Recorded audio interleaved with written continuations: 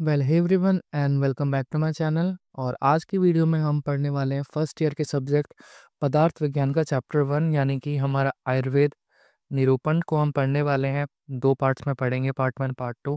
हम इसे बिल्कुल वर्ड बाय वर्ड पढ़ेंगे, बिल्कुल ध्यान से, ठीक है। तो first of all my introduction, my name is Sahil Kumar Gupta, I am first year student at Jamnagar, currently pursuing my BMS. और आज जो हम बुक पढ़ने वाले हैं, जिस बुक का मैंने रेफरेंस लिया है वो है पदार्थ विज्ञान बाय डॉक्टर वैभव दादू। काफ़ी फेमस बुक है ये। तो वीडियो को स्टार्ट करते हैं। हम बिल्कुल वर्ड बाय वर्ड, एक एक वर्ड स्लाइड से पढ़ेंगे जो बुक के है। बिल्कुल मैं बुक लैंग्वेज में आपको समझाते जाऊंगा कैसे कैसे है, ठीक है। तो सबसे पहले लर्निंग ऑब्जेक्टिव्स क्या है। सबसे पहले तो इस चैप्टर में हम क्या क्या पढ़ने वाले हैं, देखो। सबसे पहले हम इसमें पढ़ेंगे निरुक्ति और डेफिनेशन किसकी, आयु वर्ड की। आयु वर्ड की निरुक्ति क्या है और उसकी डेफिनेशन क्या है। उसके बाद जो हमारा आयु है उसके सिनोनिम्स क्या है, उसके पर्यायवाची क्या है और उसके कंपोनेंट्स क्या क्या है। उसके बाद चार टाइप्स की जो हमारी आयु होती है आगे हम पढ़ेंगे, हितायु, अहितायु, सुखायु, दुखायु, उसके बारे में हम पढ़ेंगे। उसके बाद हम पढ़ेंगे डेफिनेशन ऑफ आयुर्वेद, है ना। ये तो आपने अब तक पढ़ी ली होगी, हितायुतम, सुखम, दुखम, इस टाइप से। और इसके सिनोनिम्स क्या है आयुर्वेद के, और क्या क्या सिनोनिम्स है, इसके पर्यायवाची क्या क्या है।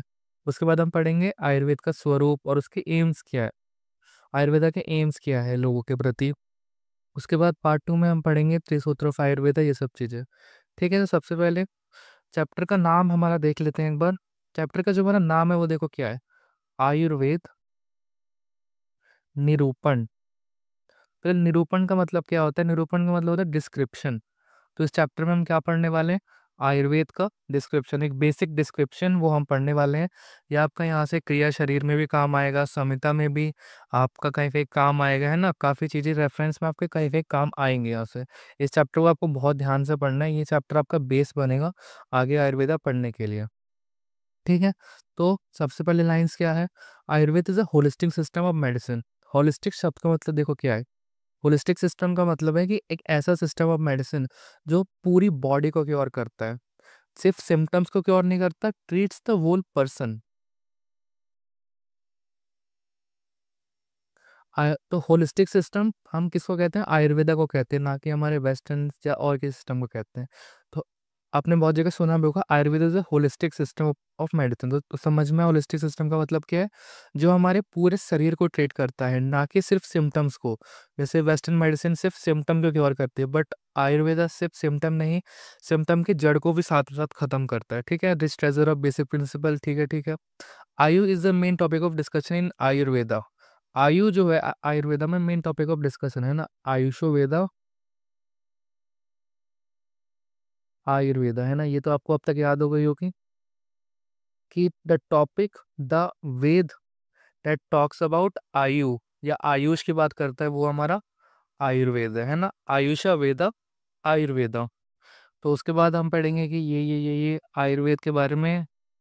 तो वही सब ये बेसिक बता रहा है, एक पर्सन को हेल्दी लाइफ अगर जीनी है तो आयुर्वेदा उसके लिए बहुत सही है। आयुर्वेदा इज सब complete package, touches all aspects of life, है ना। फिजिकल एस्पेक्ट है, मेंटल है, सोशल है और स्पिरिचुअल है। WHO की जैसे डेफिनेशन थी ना, कि जो अपने नीट में पढ़ी होगी चैप्टर 8 में हेल्थ डिसीज वाले में, मेंटल, सोशल, सेक्सुअल और बिहेवियरल। इसमें बस बिहेवियरल की जगह स्पिरिचुअल आ जाता है, ठीक है। तो वर्ड जो हमारा आयु है वो इन गतो धातु से इसकी उत्पत्ति, ठीक है। उसके बाद हम बात करते हैं इसकी निरुक्ति और इसकी डेफिनेशन के बारे में, है ना। निरुक्ति और डेफिनेशन में क्या फ़र्क है, देखो।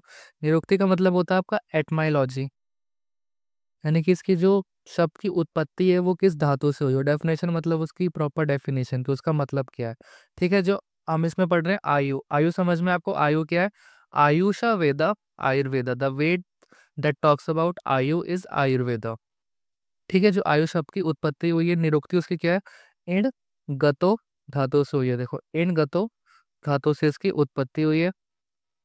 इस धातु का मतलब क्या है, गति। जब आप संस्कृत पढ़ोगे तो आपको और ज़्यादा समझ में आएगा धीरे धीरे। तो आयु वर्ड की जो उत्पत्ति हुई है, निरुक्ति हुई है, वो इण गतो धातु से हुई है, जिसका मतलब है गति, मतलब कंटिन्यूस मोशन। तो आयु क्या है? एक ऐसी चीज है जो कंटिन्यूस मोशन में रहती है। ठीक है, आपके एमसीक्यू जो फर्स्ट, तो आपके शुरू के 3 पीए में आते हैं, मोस्टली ऐसे ही आते हैं कि जो आयु शब्द की उत्पत्ति किस धातु से हुई है, तो ऑप्शन आएगा इण इण गतो। उसके बाद सिनुरुक्ति क्या है? एति गच्छ तिथि आयु। एति गच्छ तिथि आयु, एति मतलब दैट continuously moves is आयु। एति गच्छ तिथि आयु, that which continuously moves is आयु। ठीक है, तो आयु का रफली क्या आपको आइडिया लग रहा है? आयु मेजर्स लाइफ।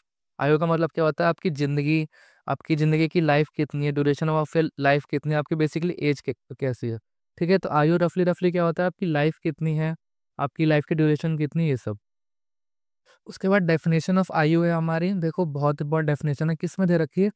चरक संहिता सूत्र स्थान चैप्टर 1, है ना? आपकी जब संहिता पढ़ोगे तो अष्टांग के बाद जब चरक पढ़ोगे चैप्टर 1 के 42 श्लोक में आपका दे रखा है। बहुत इंपॉर्टेंट श्लोक है, हर जगह आप क्रियाशील पढ़ोगे वहां पे भी आपका आएगा। तो क्या है देखो, शरीर इंद्रिय सत्वात्मा संयोगोधारी जीवितम नित्यगश्च अनुबंधश्च पर्याय रायु रुचते। तो इसको थोड़ा थोड़ा तोड़ के पढ़ेंगे, कैसे कैसे इसकी संधि हो रखी है। शरीर, फिर इंद्रिय, फिर सत्व, फिर आत्मा, फिर संयोगो, फिर धारी और फिर जीवितम, है ना? दिखने में बहुत बड़ा शब्द है पर इसे छोटा छोटा तोड़ के आपको पढ़ना होगा। उसके बाद नित्यग, अनुबंधश्च पर्याये राज्य उच्चते। ठीक है, तो क्या कह रहा है? जो हमारा शरीर है वो किससे मिलके बना है? शरीर जो हमारा है, शरीर वो किससे मिलके बना है? इंद्रिय सत्व आत्मा संयोगधारी। तो शरीर जो हमारा है वो किन चीजों से मिलके बना है? जो हमारी बेसिकली आयु है, जो हमारी सॉरी आयु जो हमारी है वो किस चीज से मिलके बनी है? शरीर, इंद्रिय और आपका सत्व और आत्मा। तो हमारी जो आयु है, जो हमारी लाइफ है, वो किन 4 चीजों से मिलके बनी है? वो बनी है शरीर, इंद्रिय, सत्व, आत्मा। तो यही श्लोक में भी कह रखा है, शरीर इंद्रिय सत्व आत्मा संयोगोधारी। इन चारों चीजों का जब संयोग होता है तब हमारा आयु बनती है। इन चारों चीजों के संयोग से, मतलब कॉम्बिनेशन से हमारी जो है आयु बनती है। तो शरीर इंद्रिय सत्व आत्मा संयोग। अब उसके बाद इसके 4 पर्यायवाची बता रखे हैं यहाँ पर, धारी, जीवितम, नित्यक, अनुबंध। क्या इसके 4 पर्याय हमें बता रखे हैं? धारी, जीवितम, नित्यक और अनुबंध। तो यही कह रखा है, शरीर इंद्रिय सत्वात्मक संयोगो। तो आयु जो हमारी शरीर इंद्र सत्वात्मा के संयोग से बन रही है, यहाँ तक एक बात खत्म होती है। उसके बाद धारी, जीवितम, नित्यक, अनुबंध, ये इस चारों से क्या है? पर्याय हैं। ठीक है, समझ में आया? और ये एक हमारा श्लोक किस चीज का है? डेफिनेशन ऑफ आयु। आयु की डेफिनेशन का श्लोक है ये। कहाँ का है? हमारा रेफरेंस क्या है? चरक संहिता सूत्र स्थान चैप्टर 1। ठीक है, नीचे भी दे रखा है, आयु इज द कॉम्बिनेशन ऑफ शरीर, इंद्रिय, सत्व और आत्मा। ठीक है, आगे हम पढ़ेंगे चारों होते क्या क्या है। और वही कह रखा है, द कंटिन्यूटी ऑफ चेतना इज आयु। द बेसिक जो हमारी लाइफ चल रही है उसे आयु कहते हैं ना। आपको एक ही डेफिनेशन याद करनी है, मेन दो आप नहीं इतना कर पाओगे, अभी आप एक ही डेफिनेशन याद करो, चरक संहिता सूत्रस्थान चैप्टर 1 वाली। उसके बाद आयु के 4 सिनोनिम्स के बारे में पढ़ते हैं। क्या क्या है देखो, धारी, जीवितम, नित्यक, अनुबंध। देखो धीरे धीरे थोड़ा बहुत तुम्हें समझ में आ रहा होगा। धारी का मतलब क्या होता है? धारी मतलब यहाँ पर है धारण करना। आयु जो होती है वो हमारे शरीर को धारण करती है। तो वही इसका मतलब है, धारी इसको क्यों कहा गया है? क्योंकि हमारी बॉडी को धारण करती है। धारण, आवर बॉडी। ठीक है, तो आयु बियर्स द बॉडी। आयु जो हमारी बॉडी को धारण करती है और इसे सड़ने गलने से बचाती है। ठीक है, जो हमारी लाइफ है वो अगर नहीं होगी तो हमारी बॉडी हो जाएगी, डिके हो जाएगी, सड़ गल जाएगी। तो ये हमारी बॉडी को धारण करता है और इससे प्रिवेंट्स करता है डिकेइंग से। ठीक है, यही सब बता रखा है कि जब हमारी आयु नहीं रहती है, हमारी जब आयु रुक जाती है, तो बेसिकली जब आप मर जाओगे तो क्या होगा? आपकी बॉडी डिके करना चालू हो जाएगी। तो वही बता रखा है। तो ये प्रोसेस कब तक प्रिवेंट रहता है? जब तक आप जिंदा हो, जब तक आपके अंदर आयु है तब तक आपकी बॉडी बढ़िया चलती रहेगी, डिकम्पोज नहीं होगी। ठीक है, तो पहले सिनोनिम आपको समझ में आया। धारी क्यों कहते हैं? धारी का मतलब यहाँ पे धारण है, ये हमारी बॉडी को धारण करता है और इसे डिकम्पोज होने से रोकता है। सेकंड जो हमारा सिनोनिम है वो है जीवितम। जीवित मतलब साव को समझ में आ रहा है, आयु है तो ही हमारी बॉडी लिविंग है। अगर आयु नहीं होती, हमारी बॉडी मर गई होती, तो जितने भी हमारे प्रोसेस हो रहे हैं, इंस्पिरेशन, एक्सपिरेशन, एक्सक्रीशन, है ना, जो भी आपके प्रोसेस है, सर्कुलेशन, ये सब क्यों हो रहे हैं? क्योंकि आयु है हमारी बॉडी को जीवित बता रही है, लिविंग बना रही है। उसके बाद नित्यक। नित्यक देखो, नित्य का मतलब होता है कंटिन्यूसली मूव, है ना, क्योंकि आपने सुना होगा कि ये तो नित्यक है, ये कंटिन्यूसली मूव करता रहता है। तो आयु जो है हमारी बॉडी को कंटिन्यूसली मोशन में रखती है, हमारी बॉडी कभी भी रुकती नहीं है। देखो, हमारी जो फिजिकल प्रोसेस है सब होते रहते हैं, पर हमारी बॉडी वैसी रहती है। उसके बाद हमारा चौथा जो है वो है अनुबंध। अनुबंध थोड़ा थोड़ा आपने सुना होगा। अनुबंध का मतलब वो देखो दे रखा है कॉन्ट्रैक्ट, है ना, एक कॉन्ट्रैक्ट, एक एग्रीमेंट है, ठीक है।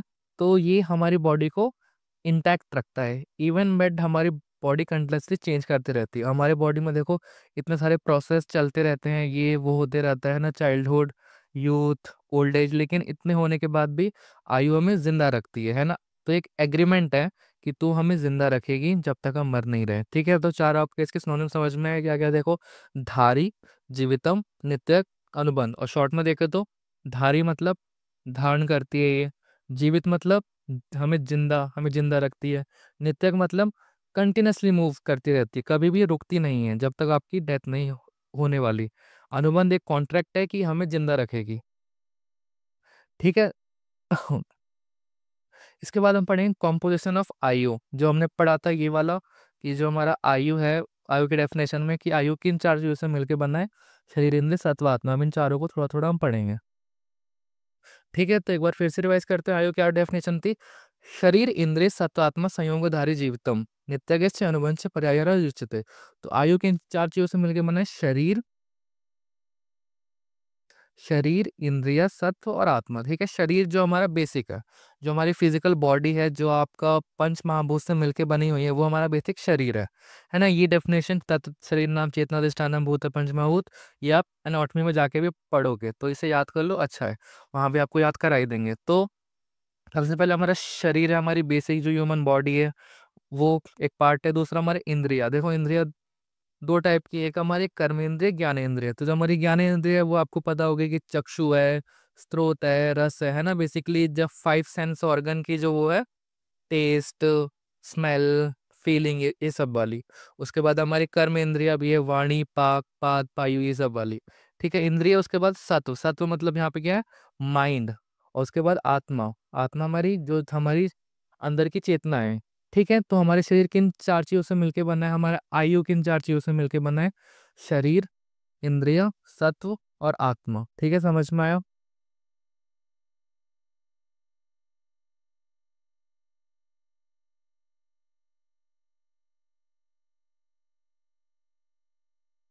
ठीक है, इसके बाद हम पढ़ेंगे आयु के क्या टाइप्स हैं ना। आयु हमारी चार टाइप की होती है। सबसे पहले आयु समझ में आया। आयु हमारे किन चार चीजों से मिलके बना होता है? हमारा शरीर, इंद्रिय, सत्व और आत्मा। क्या क्या है हमारी चार चीजें? वो शरीर, इंद्रिय, सत्व और आत्मा। उसके बाद हमारे आयु के कौन से चार हमारे पर्यायवाची होते हैं, सिनोनिम्स क्या होते हैं?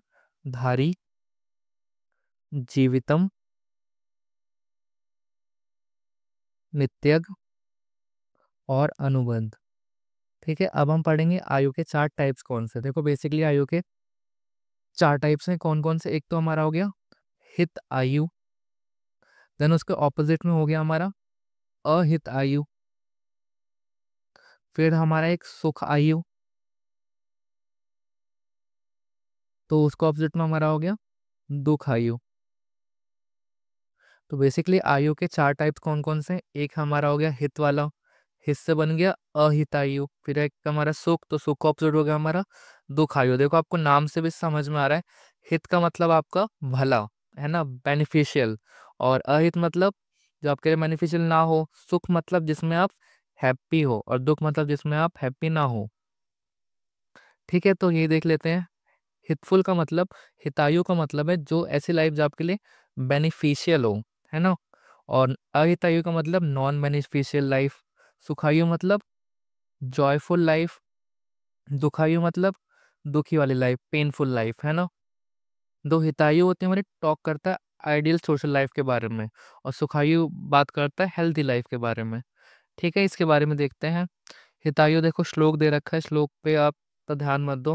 हितायु में देखो क्या क्या चीजें हैं, देखो याद करने का तरीका ये है कि हितायु का मतलब वो है जो बेनिफिशियल, ऐसे याद करो।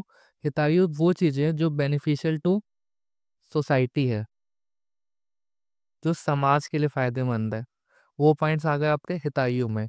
यहाँ वो कोई भी पॉइंट्स नहीं जो आपके लिए फायदेमंद हो, ठीक है, वरना आप इसे याद नहीं कर पाओगे। देखो, ऐसा आदमी को हितायु कहेंगे जो विश करता है good for all living being, हर आदमी का भला हो, ऐसे ही विश करने वाला हितायु है। देखो, इससे आपको फायदा हो रहा है?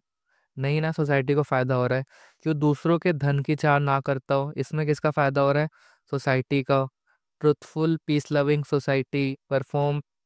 तो बेसिकली हितायु में वो सारी चीजें हैं जिससे सोसाइटी का फायदा हो रहा है ना। याद करने का तरीका है, जो रिस्पेक्ट करता है रिस्पेक्टेबल की, सर्व्स द एल्डर, डोनर्स, दान पुण्य करता है। देखो, याद करने का तरीका है, सोसाइटी का फायदा हो रहा है। अब सुखाइयों में क्या है जो हमारा, ऐसी चीजें जो आपके लिए फायदेमंद है ना, फन फॉर द पर्सन, ऐसी चीजें जिससे आपको आनंद आ रहा है, वो आगे आगे भी सुखाइयों में है ना। आप जवान हो, है ना, free form mental and physical elements, आपका फायदा है। आपके पास स्ट्रेंथ है, पावर है, फेम है, फिजिकल स्ट्रेंथ है, आपका फायदा है, पैसा है, ये सब आपका फायदा है। देखो, याद करने का तरीका है। हितायु में हमारा क्या है, देखो, हितायु मतलब बेनिफिशियल टू सोसाइटी, जिससे सोसाइटी को फायदा हो रहा है। और सुखायु में क्या हो जाएगा, जिससे आपको फायदा हो रहा है। और हितायु के ऑपोजिट में इसका जस्ट ऑपोजिट, है ना। अगर हितायु के ये सारे पॉइंट्स हैं, तो अहितायु में क्या होगा? अहितमतो विपर्ययन। तो जो अहितायु के पॉइंट्स हैं वो बेसिकली हितमतों के विपर्ययन है, मतलब ऑपोजिट। जो आपके हितायु में पॉइंट्स है उसके ऑपोजिट आपके अहितायु में आ गए, है ना। The person having qualities opposite to that of hitayu, it's said to be having ahitayu. फिर सुखायु में हमने देख ली ऐसी चीजें जो आपके लिए बेनिफिशियल हो, है ना, बेनिफिशियल टू पर्सन है ये सब। और दुखाइयों में क्या हो जाएगा हमारा, सुखाइयों का जस्ट ऑपोजिट, असुखमतो विपर्ययन। The person having qualities opposite to that of sukhayu is said to be having the dukhayu. ठीक है, समझ में आपको चार टाइप की आयु कौन सी होती है? एक होती है हमारी हितायु, जिसको ऑपोजिट अहितायु। फिर सुखायु, उसको ऑपोजिट दुखायु। हितायु में आपके कौन से आएंगे? जो बेनिफिशियल टू सोसाइटी है, जिन चीज सोसाइटी को फायदा हो रहा है। Truthful and peace loving society को फायदा हो रहा है, रिस्पेक्ट द रिस्पेक्टेबल सोसाइटी को फायदा हो रहा है। सुखाइयों में कौन से पॉइंट्स आएंगे जिससे आपको फायदा हो रहा है? लाइक द यूथ, स्ट्रेंथ है, पावर है, फेम है ना। याद करने का तरीका है, वरना आप इतने सारे पॉइंट्स नहीं याद कर सकते। अब इससे आपका क्वेश्चन कैसे बनेगा? एमसीक्यू में आएगा कि मान लो ये वाला जो पॉइंट है, ये किस टाइप के आयु में आएगा? हितायु आएगा, सुखायु आएगा, दुखायु आएगा, अहितायु आएगा। तो बस वहां आपको देख के लिखना है। ठीक है, इसके बाद पढ़ते हैं आयुर्वेद का स्वरूप, आयुर्वेद का नेचर क्या है। सबसे पहले जो हमारे इंडियन ट्रेडिशनल है, हमारे इंडियन फिलोसफर जो स्कूल्स हैं, है ना, काफी सारे आपने अब तक नहीं पढ़े होंगे कभी भी। फिलोसफिकल जो स्पेलिंग गलत है ना, स्कूल जो है वो बेसिकली दो टाइप के होते हैं। एक हमारा होता है पर विद्या, अपर विद्या। पर विद्या जो होती है वो हमारी बेसिकली स्पिरिचुअल बात करती है, अबाउट द गॉड्स, है ना, ऊपर की नॉलेज की, मोक्ष कैसे प्राप्त करें, ये मतलब उस जमाने की, उस टाइप्स की बात है। अपर विद्या जो हम आजकल पढ़ते हैं, जो साइंस की बात करती है और एस्ट्रोनॉमी की बात करती है, मतलब है ना, जो जो आपने पढ़ा है अब तक उस चीज़ों की बात करते हैं। और पर में आपकी ज्ञान की बातें, उत्पत्ति की बातें, कैसे आपको मोक्ष मिलेगा, है ना, उस दुनिया के उस पार की बातें। तो अब अपर विद्या जो हमारे चारों वेद हैं वो अपर विद्या की बात करते हैं।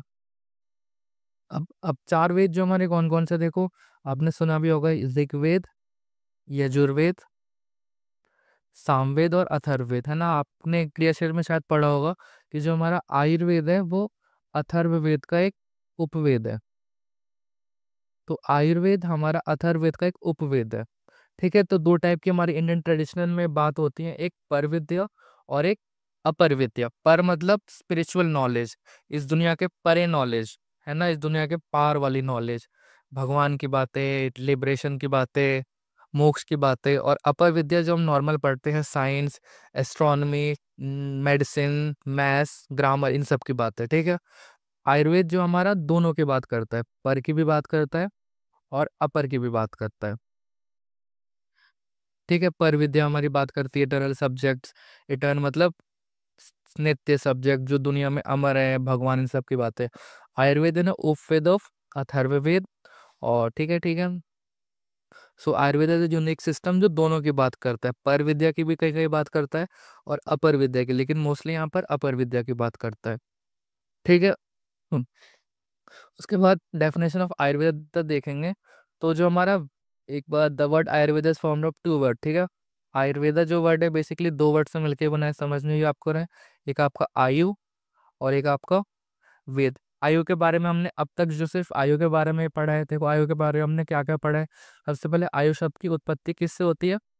एड गतो धातु से होती है। फिर उसके बाद हमने पढ़ा है, आयु की डेफिनेशन पढ़ी थी हमने, याद करो, शरीर इंद्रिय सत्वात्मा संयोगधारी जीवितम ऐसे करके।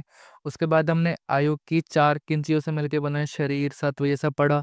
उसके बाद आयु के हमने चार टाइप्स पढ़े, ठीक है। तो आयुर्वेद इज बेसिकली आयु प्लस वेदा, आयुष वेदा, आयुर्वेदा, अष्टांग हृदय सूत्रस्थान, चैप्टर 1 श्लोक 1, ठीक है। तो हमारे जो आयु की उत्पत्ति हमने पढ़ ली, इन गतो धातु से हुई है। और जो हमारा वेद है, वेद शब्द की उत्पत्ति किस धातु से होती है? विद ज्ञाने, विद ज्ञाने, मतलब जिसका मतलब होता है विद ज्ञाने विद लाभे का, to know and to gain. तो वेद का मतलब क्या है? किसी चीज को जानना और उससे प्राप्त करना कुछ, ठीक है। तो Ayurveda is basically the knowledge of life. The way that talks about ayu is Ayurveda, the way that talks about life span of individual, या कैसे हम गेन करें लाइफ स्पैन को, तो वो हमारा आयुर्वेद है, ठीक है। ये डेफिनेशन आपको इतना याद करने की जरूरत नहीं है। हम्म, ठीक है। इसके बाद ये डेफिनेशन जो आपकी बहुत इंपॉर्टेंट है, अब तक आपको याद भी हो गई होगी, क्रियाशील में बहुत सबसे पहले यही आपको समझाया जाता है, पढ़ाया जाता है, रट्टा लगवाया जाता है। ये डेफिनेशन कहाँ की? सबसे पहले रेफरेंस इसका चरक संहिता, सूत्र स्थान, चैप्टर 1 और 41 नंबर का श्लोक है ये। क्या है देखो, ठीक है। जो डेफिनेशन हमारी क्या है, हिता हितम सुखम दुखम आयुष तस्य हिता हितम मान चतच यथोक्तम आयुर्वेद सा उच्यते, ठीक है। इसको थोड़ा थोड़ा करके पढ़ते हैं। क्या है हमारा देखो, हिता हितम सुखम दुखम आयुष तस्य, फिर हिता हितम, ठीक है। हिता हितम सुखम दुखम आयुष तस्य हिता हितम। तो आयुर्वेद एक ऐसी साइंस है जो कि इसके बारे में बात करती है, हित के बारे में, फिर अहित के बारे में, और सुख के बारे में, और दुख के बारे में, ठीक है। अभी हमने क्या पढ़ा था आयुर्वेद के बारे में, किस चार टाइप्स की जो आयु कैसी होती है, हितायु, सुखायु, दुखायु, अहितायु। तो आयुर्वेद एक ऐसी साइंस है जो किसके बारे में बात करती है, हितायु, अहितायु, सुखायु, दुखितायु। उसके बाद ये मान करती है ना। मान का मतलब यहाँ पर मेजरमेंट होता है, मेजरमेंट ऑफ किसकी? लाइफ। तो आयुर्वेदा इज अ शास्त्र, एक ऐसा नॉलेज है जो किसके बारे में बात करता है, चार टाइप्स ऑफ आयु के बारे में बात करता है ना। आयुर्वेद, आयुर्वेदा, आयुर्वेद किसकी बात करता है? आयु की बात करता है। फोर टाइप्स ऑफ आयु की बात करता है, हित आयु, अहितायु, सुखायु और दुखायु। इन चारों को हमने पढ़ा है कि हितायु का क्या मतलब होता है ना, अहितायु क्या मतलब होता है, ऑल एफेक्ट में बात करता है, और describe the measurement of the beneficial and harmful entities for दोस्त। आयुर्वेद एक ऐसा साइंस है जो बात करता है कैसे आप अपनी लाइफ को जी सकते हो हितायु के पर्सपेक्टिव में, सुखायु, और उसके बाद आप कैसे अपनी लाइफ को बढ़ा सकते हो, ठीक है। तो Ayurveda is a complete and complex system जिससे आपको हेल्थ और ट्रीटमेंट करते हो, ठीक है। तो ये डेफिनेशन आपको याद होनी चाहिए, हिता हितम सुखम दुखम आयुष से हिता हितम मान चतच यथोक्तम आयुर्वेद स उच्यते। क्या इसका है रेफरेंस? चरक संहिता सूचना चैप्टर 1, है ना। जितने भी अपने इंपॉर्टेंट श्लोक अब तक पढ़े हैं, सब आपको चैप्टर 1 के ही मिलेंगे, चरक संहिता सूचना के, जो काफी इंपॉर्टेंट चैप्टर है। चैप्टर का नाम क्या है? दीर्घम जीवितम अध्याय। उसके बाद बात करते हैं सिनोनिम्स ऑफ आयुर्वेदा। जैसे हमने आयु के सिनोनिम्स पढ़े थे, क्या क्या थे? धारी, जीवितम, नित्यग, अनुबंध। वैसे अब आयुर्वेद के क्या क्या सिनोनिम्स है, बहुत इंपॉर्टेंट श्लोक है, उनको याद करना है। तत्र आयुर्वेद, आयुर्वेद के सिनोनिम्स क्या है? तत्र आयुर्वेद क्या क्या इसके सिनोनिम्स है? शाखा, विद्या, सूत्रम, शाखा शाखा और विद्या सूत्रम, ज्ञानम, शास्त्रम और तंत्रमिति। तो आयुर्वेद के कितने सिनोनिम्स है यहाँ पर? 5 सिनोनिम्स है। शाखा, विद्या सूत्रम, ज्ञानम, शास्त्रम और तंत्रम। तो शाखा इसको क्यों कहते हैं? अभी हमने पढ़ा कि Ayurveda is a branch of, कौन से वेद की आयुर्वेद हमारी ब्रांच है? Ayurveda is a branch of Atharvaveda. तो आयुर्वेद अथर्ववेद की शाखा है, इसलिए हम इसको यहाँ पर शाखा कहते हैं। विद्या सूत्रम, सूत्र का मतलब यहाँ पर कॉम्बिनेशन, एक मिलना होता है। तो आयुर्वेद हमारी दोनों स्ट्रीम्स की बात करता है, पर विद्या और अपर विद्या। इसलिए ये क्या कर रहा है? दोनों की बात कर रहा है ना, एक सूत्र सा बना रहा है किसका? विद्या का। इसलिए हम यहाँ पे इसे कहते हैं विद्या सूत्रम। ज्ञानम, आयुर्वेदिक ज्ञान का सोर्स है, इज ट्रेजर ऑफ नॉलेज, इसलिए इसे ज्ञानम कहते हैं। और आयुर्वेदिक शास्त्र है ना, शास्त्र का बेसिकली मतलब क्या होता है? शासनाथ, संसनाथ, शास्त्रम। आगे जब आपका सेकेंड बुक में आप पढ़ोगे आप्तोपदेश अध्याय, उसमें ये आपको पूरा श्लोक दिखेगा। अभी याद कर लो कि आयुर्वेदिक शास्त्र है, और शास्त्र की बेसिक डेफिनेशन क्या होती है? कि शास्त्र एक वो होता है जो बात करता है what to be done and what not to be done, क्या आपको करना चाहिए और क्या आपको नहीं करना चाहिए। आयुर्वेद आपको यही बताएगा कि आपको क्या चीज़ें करनी चाहिए, क्या आपको ऋतुचर्या फॉलो करनी चाहिए, क्या आपको दिनचर्या फॉलो करनी चाहिए, और क्या आपको नहीं करना चाहिए। हेमंत ऋतु है तो आपको ये नहीं करना है, बसंत ऋतु आपको ये नहीं करना है, ठीक है। और उसके बाद आयुर्वेदिक तंत्र है, ठीक है। 5 होने से आपको बस याद करने हैं इस श्लोक के साथ। तत्र आयुर्वेद शाखा विद्या सूत्रम ज्ञानम शास्त्रम लक्षण तंत्र मिति, ठीक है। उसके बाद हम बात करते हैं प्रयोजन of Ayurveda, but are the aims of Ayurveda. जैसे हम पढ़ते हैं ना, प्रैक्टिकल पढ़ते हैं तो उसका एम क्या प्रैक्टिकल का, तो आयुर्वेद का एम क्या है? क्यों आयुर्वेद आया एग्जिस्टेंस में? क्या इसके प्रयोजन थे? क्या चाहता था? क्या इसके आउटकम्स निकलने चाहिए थे? ठीक है, तो प्रयोजन ऑफ आयुर्वेदा, इसके एम्स क्या है? 2 एम्स है ना, एम्स वाले एम्स नहीं, 2 इसके एम है। क्या है? प्रयोजन चास्य, आयुर्वेद की जो प्रयोजन है वो इस प्रकार से है।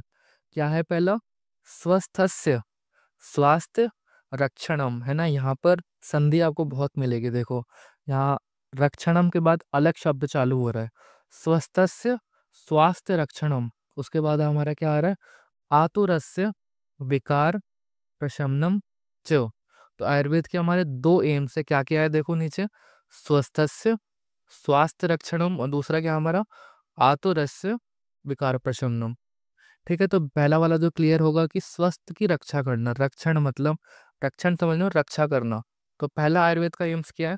कि स्वास्थ्य की रक्षा करना, जो आपके बॉडी में है हेल्थ, उसकी रक्षा करो। जो आपकी इम्यूनिटी है उसको हमें बचा के रखना है ना। कैसे? क्या आपको खाना खाना है इस टाइप से, क्या आपको फॉलो करना है इस टाइप से, जो आपकी बॉडी है उसको बचा के रखो। दूसरा इसके एम क्या है? अगर किसी को बीमारी अब हो जाती है, जितनी हेल्थ है उसको बचा के तो रखो ही, लेकिन फिर भी अगर किसी को बीमारी हो जाती है तो फिर हमें क्या करना है? आतुरस्य विकार प्रशमनम च। तो हमें विकार को रोकना, उसका प्रशमनम करना है। अगर किसी को बीमारी हो गई तो उसके बाद हम उसकी ट्रीटमेंट भी करनी है, ठीक है। तो 2 क्या है? सबसे पहले स्वस्थ से स्वास्थ्य रक्षणम, जो आपकी बॉडी है, जो आपकी हेल्थ है उसको बढ़िया से मेंटेन करके चलो, है ना। ऐसी ऐसी डाइट्स लो, ऐसी ऐसी दिनचर्या फॉलो करो, ऐसी ऐसी ट्रीटमेंट्स लो कि आपकी जो हेल्थ है वो एकदम बढ़िया रहे, कोई आपको बीमारी हो ही ना। बढ़िया एकदम इम्यूनिटी बूस्टर लो, ये लो वो लो। दूसरा क्या है? आतुरस्य से विकार प्रशमन। अब अगर किसी को बीमारी हो भी गई तो उसे कैसे क्योर करना है वो भी आपका आयुर्वेद बताएगा। तो आयुर्वेद 2 चीज़ें बताता है, how to maintain your health, उसके बाद अगर बीमारी अब हो रही है तो उसको ठीक कैसे करो, ठीक है। तो आज के लिए इतना ही, ये हमने अब तक पढ़ लिया। हमने कुछ टॉपिक्स पढ़े स्टार्टिंग के, पदार्थ विज्ञान के। इसका सेकंड पार्ट है वो अगली वीडियो में देखेंगे।